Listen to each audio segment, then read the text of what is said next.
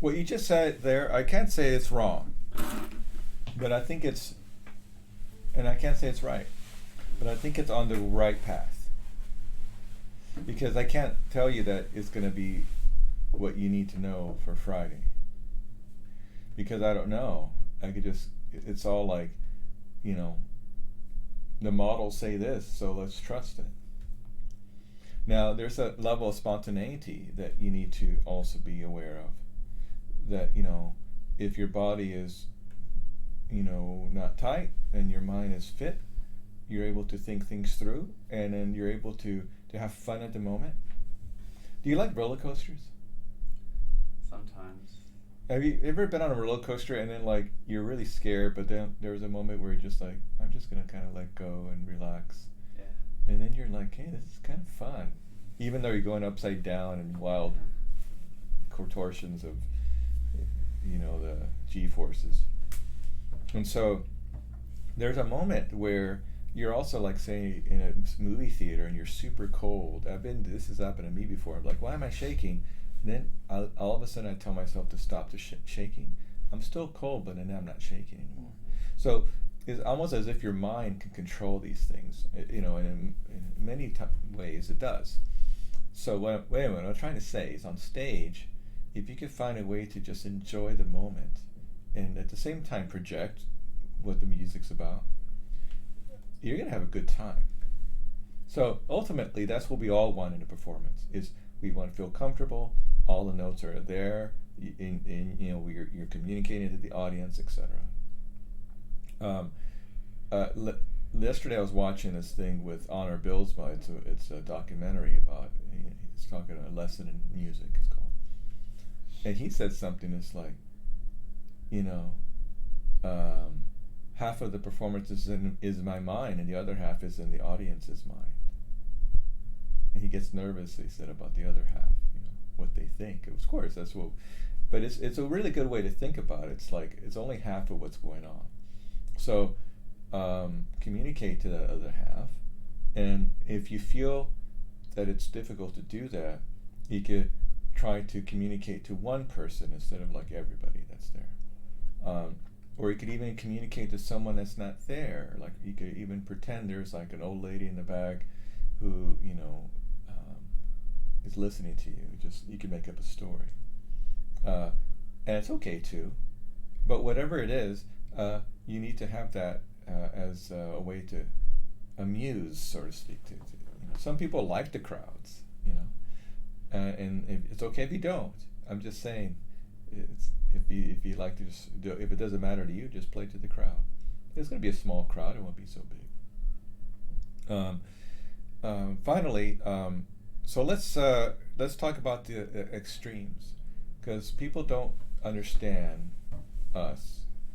I mean, how many times have you had to be extreme with your parents, and because they don't understand what you want, you know, when you're a teenager, and so and then all of a sudden you're like, I told you like 10 times, you know, the blah blah blah blah blah, you know, and they're like, no, you didn't tell us, but you were trying to tell them in a certain way. Maybe you weren't clear at first, but you were telling them. And performing is like that. You got to be really clear from the very beginning, otherwise the audience doesn't understand what you're doing.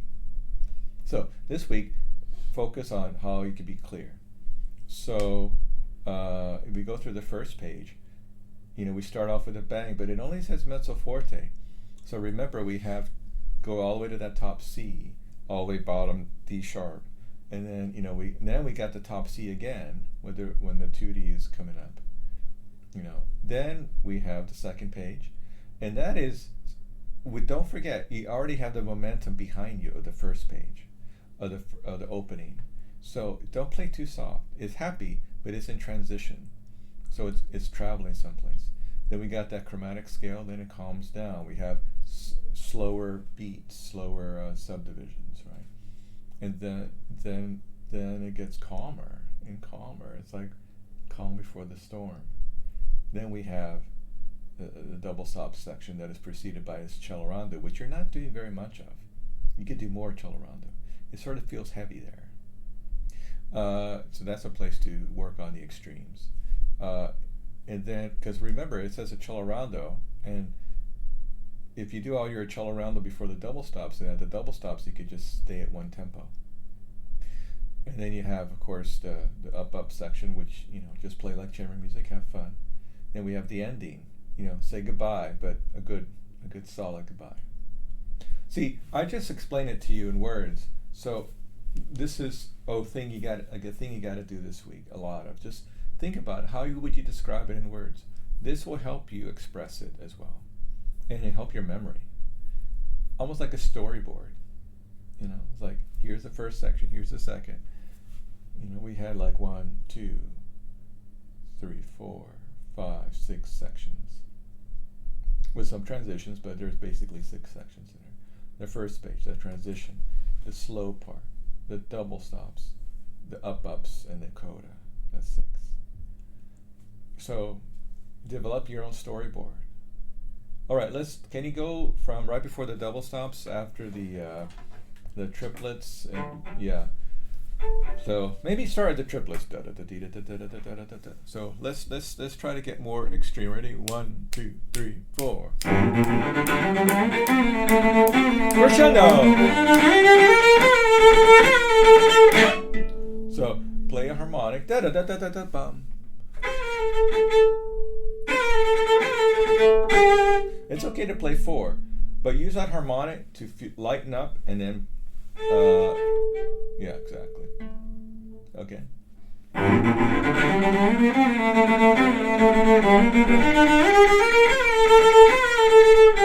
So I see. When the last part, don't cut it off. You're cutting it off. Meaning you're going. You're rushing. You're compressing. So. Make those like a little slower. I was saying slower, but just wider. See.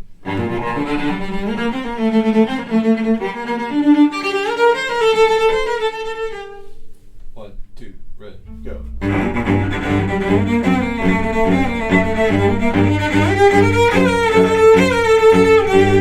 So you're going da da da da da.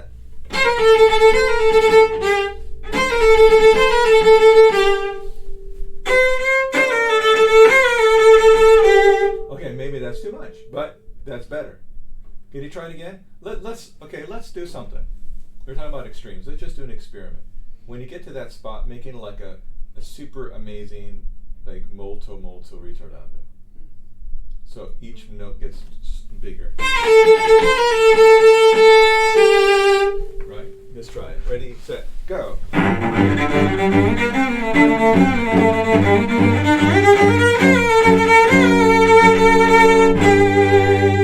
Okay, you could agree with me that's pretty extreme. It doesn't say to do that. Now, can you feel that way in your bow? Meaning it's like every note is like played to the fullest, but you're not slowing down. 1, 2, ready, go.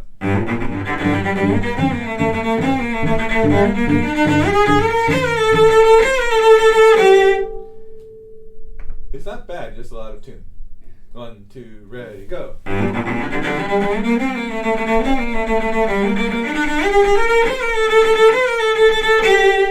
Okay, that's acceptable. And it was okay, better rhythm than before. It wasn't as compressed. I think you need to play, you need to decide, is it going to be, right now, I like the way Rostropovich played it, where he kind of made a diminuendo relaxed. Some people make a crescendo diminuendo. So this is, diminuendo. Some people crescendo through it. Be clear in that. Can you try it? Just this is what it is. If you want it to happen, just make it happen. It's just a mental willpower. Just do it. 1, 2, 3, and go.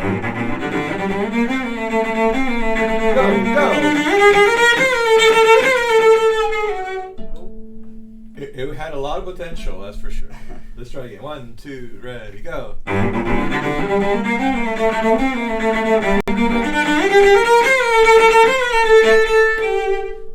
That was too much.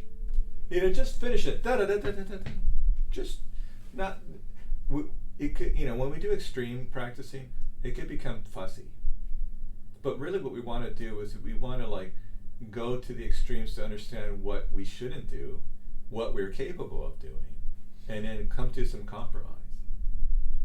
Every deal is like that. It's like, I'm not gonna pay $1,000 for that. I'll give you 20. And it's like, no, okay, $950. Okay, but 75. You know what I mean? You go back and forth until like you finally get to a number everybody agrees on. Do you understand? So when you're doing this on your own, it's a grand negotiation with your own musicality. It's like, I don't like that. But then you do like the extremes, like, and you come back to the original, what you think is the original, and now it's influenced by all the extremes. It's like, oh, it sounds nice now. You're still you, but it's a better you. You know what I mean? It's not. I mean, you shouldn't copy other people, but sometimes it's fun to do that. Like you copy how Ross Browich does it, or Dupre, or Stark, or whoever. You're still you. You know what I mean? But having some of these extremes helps us. A lot of times it's right in the music. You don't have to go very far. It just tells you what to do. Try it again. And this time we'll go on. 1, 2, ready, go.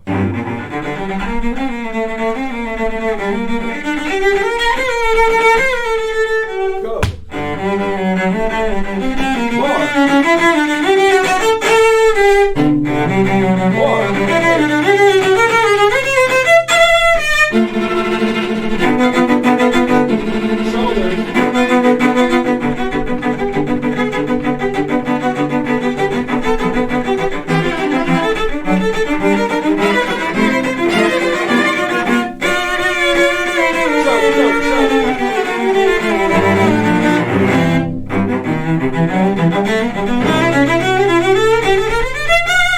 Yeah, so this passage has the ability to just go faster and faster.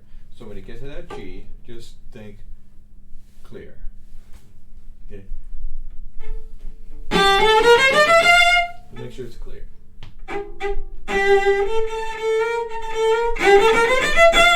More, as much as possible in that speed. Yeah. Now look up. Ready? And. Always sounds better. Problem with this is that you have a lot of tension, extra tension, in your shoulders. But do this and like look like straight down on the cello. Try to play that way. Try. Now look up and just relax your shoulders. Go. What? Play it in tune. And just lean forward. Go. Hear the difference in your sound? That was a lot clearer. Why is that? Less tension? Less tension, and you had your body weight over the cello. And you're putting the weight of your body into the cello instead of like artificial weight, so to speak. Like you're pushing it down. So, you know, when you're here, if you're leaning back, see this way?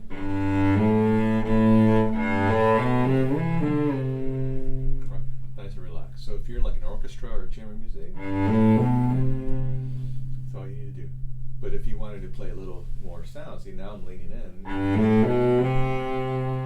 It's a lot more, do you feel this like it's more solid, right? Like just a little more solid tone. This is transparent.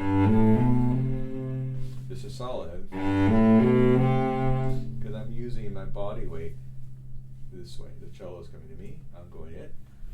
And even Lynn Harrell said sometimes he'll like almost get like over the cello this way to put even more natural weight into the cello. He plays with this kind of bent end pin. It's like maybe you've seen it. Patrick Morrison had one of those. Anyway, so he leans even more into the cello, like on top. So you can see I do that a lot too because I'm ruining the cello here.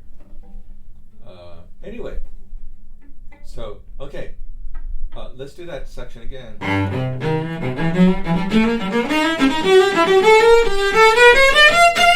Clear. Smile. This is the happiest moment of your cello life. Go.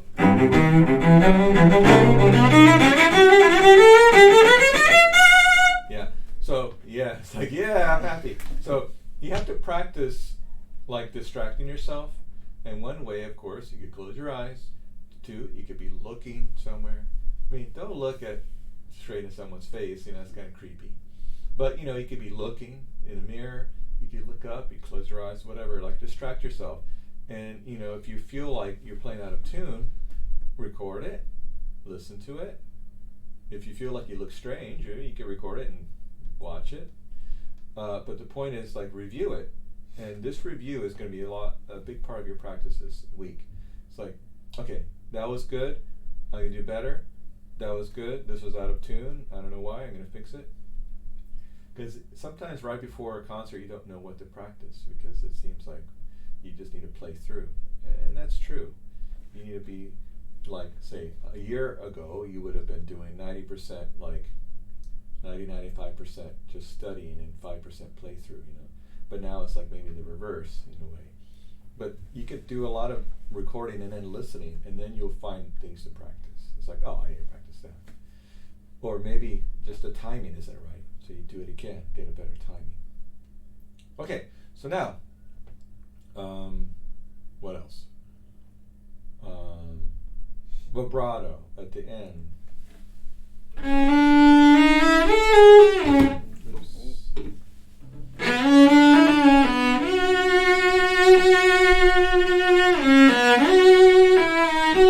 Whatever, maybe vibrato that note. Maybe third finger.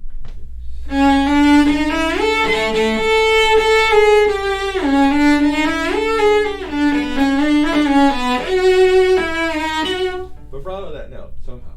When you put your fourth finger down, it's pretty, but you go no vibrato. And you put all your fingers down, so if you're going to land on that fourth finger, that's fine. You're playing it in tune, but it's kind of flat because there's no vibrato. Flat in the terms of expression. Okay. Can you try it? Just get that fourth finger. Elbow. All the way to your elbow.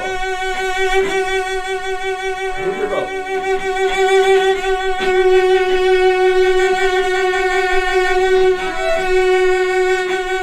Ready? 1 and go.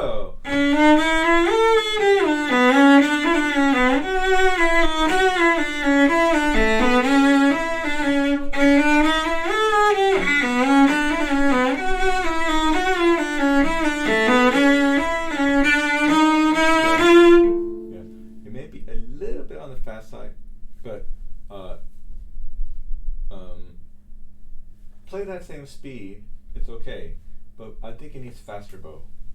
That same speed. See,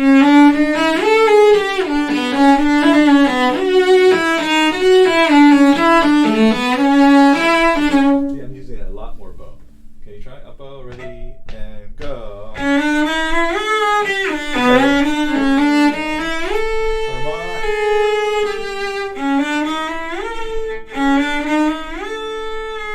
Whatever you do, play it in tune.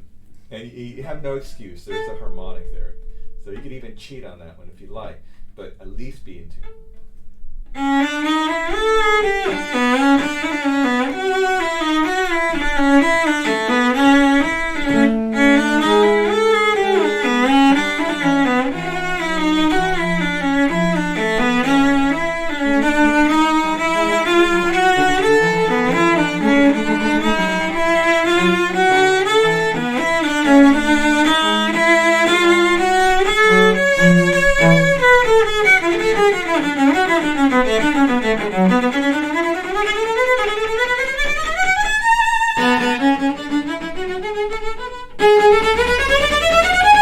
Trust me, it's easier for her to hear where you are, and for the audience too. So, middle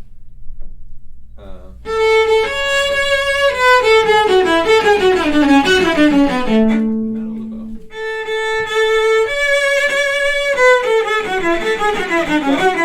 Why don't you trust yourself? Just play in the middle of the bow. Move your forearm. Trust yourself.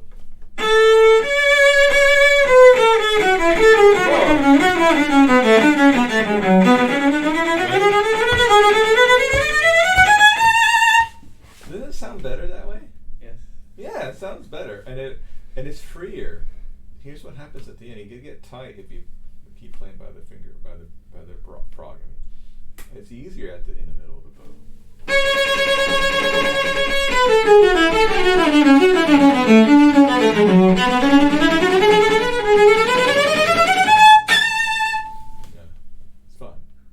peace. Okay. What time is it? Yeah, don't we have to go to that other thing? Jesse told me you got moved. To what?